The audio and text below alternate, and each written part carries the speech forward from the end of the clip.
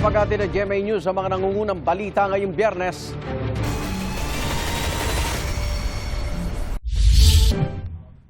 Dalawang linggo na mula nang makuhanan ng CCTV sina Senador Bato de la Rosa at Senador Robin Padilla nung umalis sa Senado. Ang makakuha ng CCTV ang naging basehan ng PNP-CIDG sa inirefer nitong reklamong obstruction of justice sa Department of Justice. Pangunahin sa kanilang inirekomendang kasuhan ay si Senador Robin Padilla. Kinumpirma ni Prosecutor General Richard Fadulion na nakuha na nila ang reklamo ng CIDG bago mag-alas 5 ng hapon. By indispensable cooperation, ma'am. It will not happen without him. Ayon sa CIDG, kabilang din sa pinakakasuhan ang babaeng security officer ni Padilla na nakunan din sa CCTV. Hindi po yun incidental. It's not a mere hitch ride. It is plano, well-planned, well-coordinated kasi yung may backup vehicle pa. Gayon din ang isang pinsan ni Padilla na may-ari umano ng pick-up na nagsilbing backup vehicle sa pag-alis ng De La Rosa. You know kung ano ang dahilan kung bakit nagkakaroon ng backup. It will serve as security and ensure na makaalis yung main vehicle. Hindi rin daw iisa ang backup vehicle nung gabing yon, pero hindi na nagbigay ng detalye ang CIDG. Sinusubukan pa rin ng GMA News na makuha ang panig ng kampo ng mga pinakakasuhan. Ayon sa source ng GMA News, 7 personalidad ang pinakakasuhan ng CIDG, kabilang ang isang babaeng staff ni Padilla, isang kaanak ng senador, at 4 na John at Jane Doe. Iginiit naman ni Major General Morico na merong hawak na warrant of arrest para kay De La Rosa ang mga operatibang nagpunta sa 4 na lokasyon kung saan pinaniniwala ang naroon ng senador. Taliwas sa sinabi ng asawa ni De La Rosa na si Nancy. We have our warrant of arrest na pinakita namin if it's needed. And very cooperative naman po yung local officials doon and the owners of the house. Yes, it's an ICC warrant. Sa isang post sa social media, pinakita ng asawa ni Senador De La Rosa na may mga police mobile sa ancestral home ng senador sa Davao del Sur. Sabay sabing siguruhin daw na lahat ng ginagawa ng mga otoridad ay naaayon sa batas dahil kung hindi, dasal daw niyang mag-self-destruct na sila. Sa isang text message, sinabi ni DILG Secretary John Vic Remulla na tingin daw niya ang presensya ng mga pulis doon ay para ma-recover ang mga baril ni Senador De La Rosa na kinansela na ang mga lisensya at hindi opisyal na paghahanap sa senador. Armed and dangerous daw na maituturing ng mga otoridad si Senador Bato de la Rosa. Pero paniniguro ng PNP, hindi nito mababago ang rules of engagement nila sa pag-aresto sa isang taong pinaghahanap ng batas. It's obvious that he's armed, 117, but it does not change that the PNP will seek all peaceful means of apprehending Senator Bato de la Rosa. What will change, if ever will be considered as armed and dangerous, is yung ating preparedness, tactical preparedness, as well as the number of personnel that will be deployed in apprehending Senator Bato de la Rosa. Ayon sa PNP Regional Office 11, na-serve na ang order of revocation para sa mga baril ni De La Rosa. Sabi ng abogado ni De La Rosa, maghahain sila ng motion for reconsideration para rito. Senator De La Rosa has not been convicted of anything here in the Philippines, and there is no Philippine court which issued any order against him. So at our humble mind, baka nagkamali lang yung PNP. Ito ang unang balita. Mariz Umali, GMA News.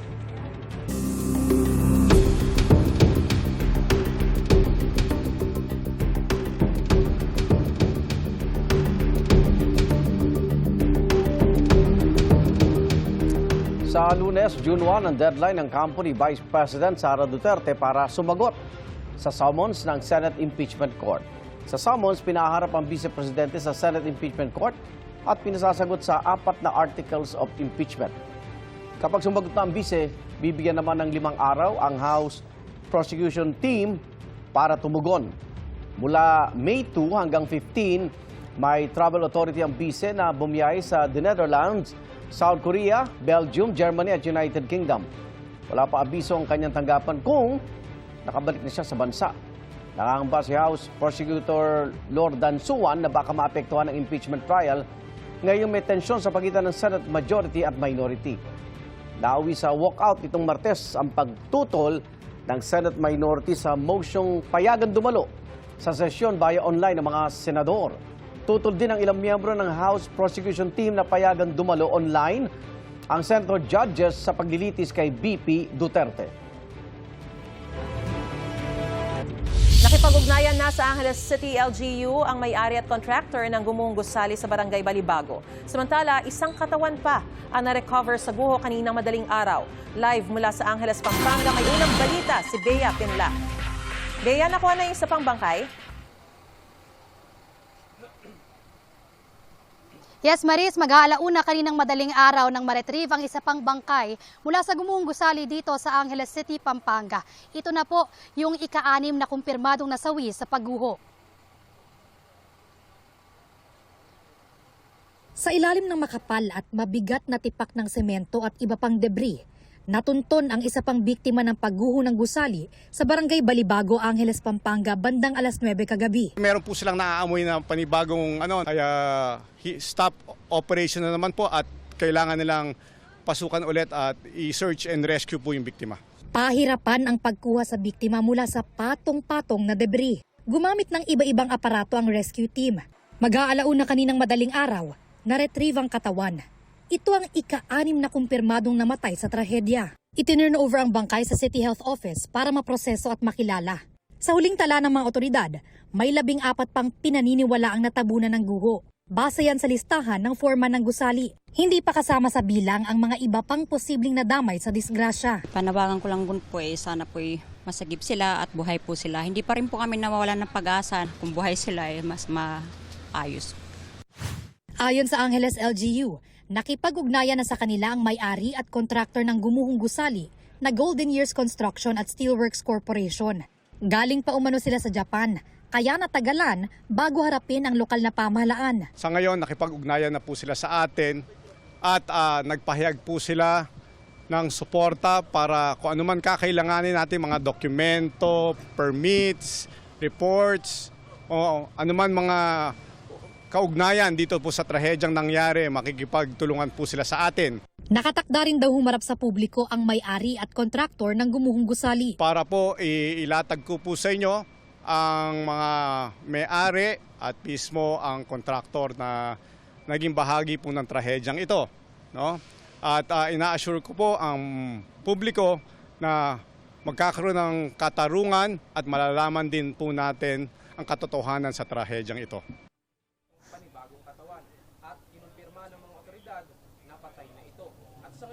Maris, tuloy-tuloy pa rin ang search, rescue, retrieval at clearing operations na ginagawa dito sa gumuhong gusali. Yan ang unang balita mula rito sa Angeles, Pampanga. Bea Pinlac, GMA News.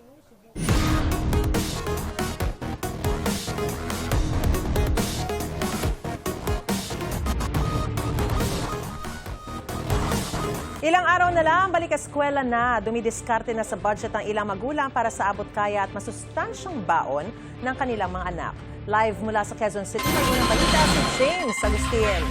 James, good morning.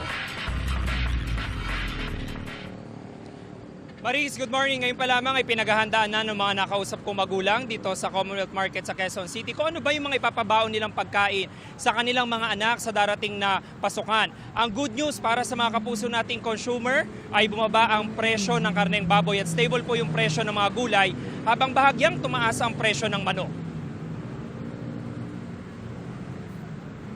Bunsong anak na lang ni Jasmine na nag-aaral na grade 9 na sa darating na pasukan. Ngayon pa lang pinaghahandaan na niya ang listahan ng mga pagkaing ipapabaon sa anak. Pagkatapos nung last year nilang pasukan, araw-araw po nagtatabi po kasi yung asawa ko ng yung coins na 20. O para pagdating ng pasukan hindi kami mabigla. Ano ko rin yung pinababaon niyo sa anak niya? Kanin po. Kasi medyo masipag po siyang kumain. About sa ulam? Babae. Ano po, kadalasan kundi itlog, yung pagka nagluluto na kami ng pananghalian. Kung ano po, gulay, ganun. Araw-araw din nagbabaon ng pagkain ng dalawang anak ni Ethel na grade 4 at grade 9 na sa darating na school year. Sinisiguro raw niya na masustansyang pagkain ng baon ng kanyang mga anak. Ano lang naman binabaon nila ay pagkain talaga. Hindi ako nagpapabaon ng pera sa mga anak ko para di sila masanay sa pera. Papabaon ko sa kanila. Kanin may gulay, tapos isda, ganun. Iba-iba araw-araw para di sila magsawa ba. Isang chicken, ganyan. Sa Commonwealth Market sa Quezon City, bagyang tumaas ang presyo ng manok. 180 pesos hanggang 190 pesos per kilo depende sa parte ng manok, habang ang buong manok ay 170 pesos per kilo. Pag tumataas ang manok, wala masyadong, lalo ngayong pasukan, wala masyadong mga bumibili. Matumal kami ngayon. Mataas kasi ang manok ngayon sa kuha daw nila sa farm eh.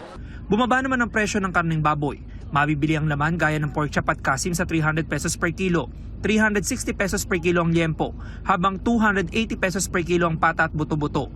Stable naman ang presyo ng gulay. Mabenta ang mga hiwa ng gulay na perfect pang chop suey, mabibili sa 40 pesos per kilo, habang yung pampakbe ay 50 pesos per kilo. Okay naman po, stable naman po. Opo. Wala naman pong tumaas, wala rin naman pong bumaba. Kamusta naman bentahan? Medyo matumal naman pa. Pero okay naman, nakakasurvive naman.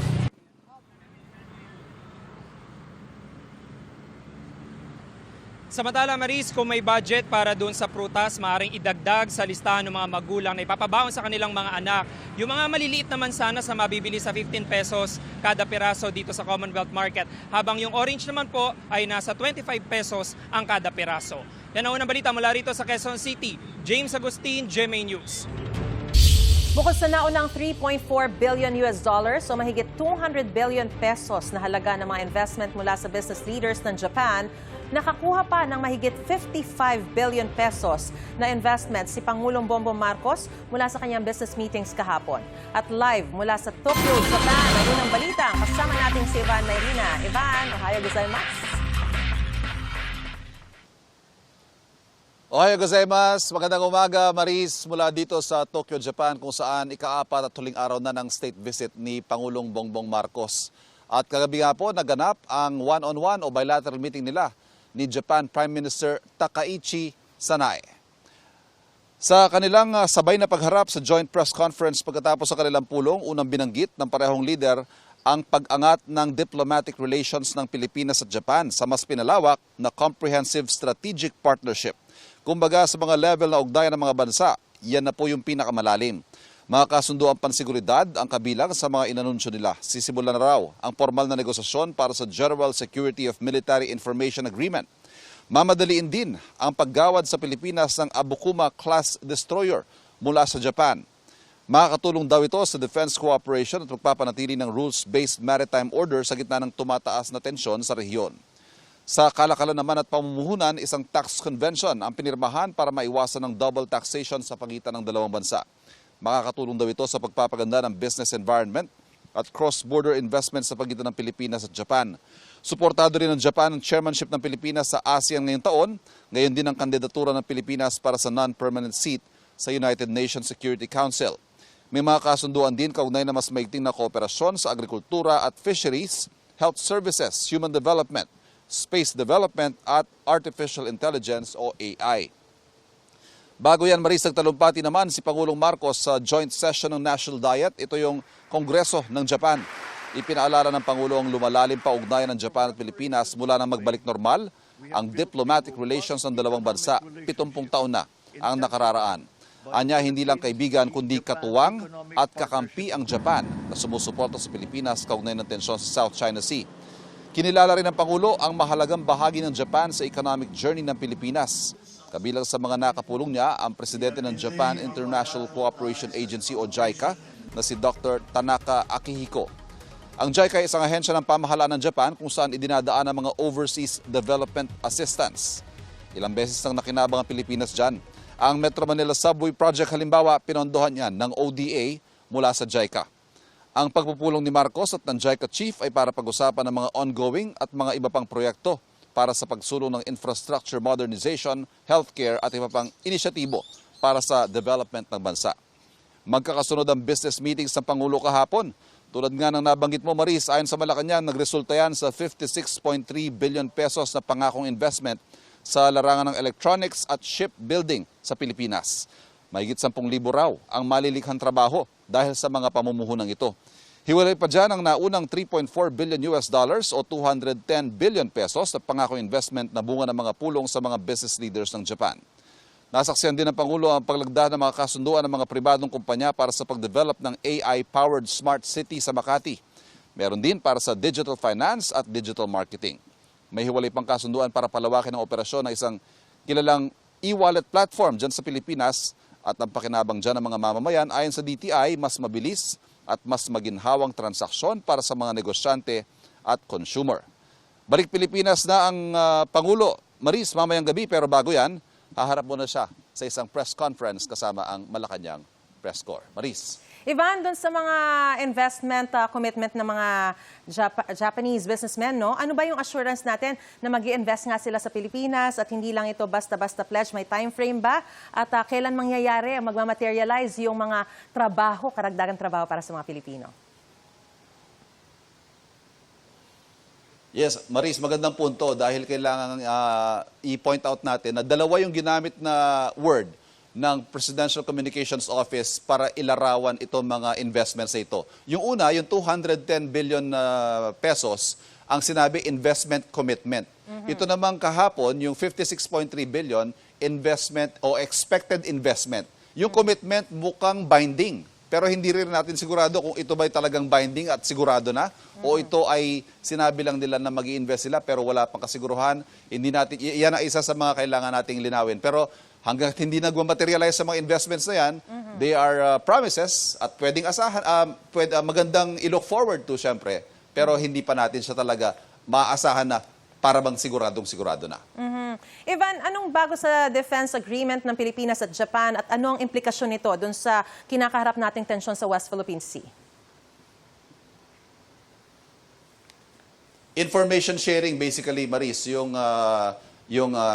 protection of military information agreement sa pagitan ng Pilipinas at Japan. Among allies, malaking bagay yan. Siyempre, alam din naman natin malaki o malakas ang military capability ng Japan kung ihahambing siyempre sa Pilipinas. At on the receiving end ng Pilipinas, siyempre, sa kakayahan ng Japan sa puntong yan militarily. Pero siyempre, like any agreement, meron din namang give or take yan. Kung ano ang magiging obligasyon ng Pilipinas under the agreement, yan ay magiging bahagi ng negosasyon na sabi nga ng dalawang leader kagabi ay sisimulan na as soon as possible. Alright. Arigato gozaimasu. Maraming salamat. Ivan Mayrina live mula sa Tokyo, Japan.